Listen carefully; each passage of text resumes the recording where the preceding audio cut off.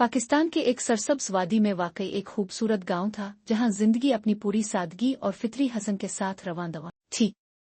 गांव के लोग अपने मखसूस अंदाज में जिंदगी बसर करते, जहां मोहब्बत, मेहनत और खुलूस के साए हर तरफ बिखरे हुए थे। गांव की रवायात और देसी त्यौहार। ये गांव अपनी मुनफरिद रवायात और त्यौहारों की वजह से मशहूर था। साल भर में मुख्तलिफ देसी मेले और त्यौहार मनाए जाते, जिनमें बसंत, ईदैन और फसलों की कटाई के बाद लोड़ का त्यौहार सबसे नुमायां थे। गांव की औरतें खूबसूरत रंग बिरंगे कपड़े पहनती, नौजवान लड़के रिवायती धोती और कुर्ते में मलबूस होते और बच्चे अपनी मखसूस चमकदार चादरों में खुशी से दौड़ते फिरते। शादी ब्याह की तकरीबात में गांव के सब लोग शामिल होते। मेहंदी की रात को लड़कियां रिवायती गीत गाती और घरवाली की रस्म बड़े जोशो खरूश से अदा की जाती। ये गांव अपने खानदानी निजाम की मजबूती के लिए जाना जाता था। बुजुर्गों की इज्जत, बच्चों की मोहब्बत और हमसायों के साथ भाईचारा यहाँ के लोगों का खासा था। अगर किसी के घर कोई खुशी होती तो पूरा गांव इसमें शरीक होता, और अगर किसी को कोई तकलीफ पहुंचती तो सब मिलकर इसका साथ देते। चौधरी सलीम गांव के बुजुर्ग और सबके लिए एक मुशीर की हैसियत रखते थे। लोग अपने मसाइल उनके पास लेकर आते और वो अपने तजुर्बे और दानिशमंदी से सबको मशवरे देते। यहाँ के लोग किसान थे जो सुबह सूरज निकलने से पहले ही अपने खेतों में पहुंच जाते, बैलों से जमीन जोतते, फसलों को पानी देते और कुदरत के साथ अपनी जिंदगी की गाड़ी चिल्लाते।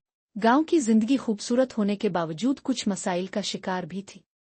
पानी की कमी एक बड़ा मसला था, जिसके लिए लोग दूर दराज कुओं से पानी लाते। तालीम के मौके कम थे क्योंकि गांव में सिर्फ एक छोटा सा स्कूल था।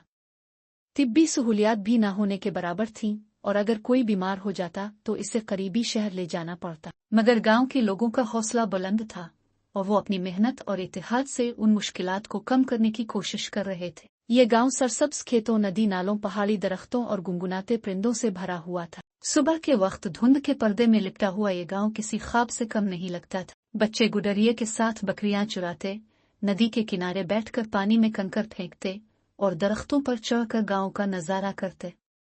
यहाँ के मौसम भी इंतहाई खूबसूरत थे।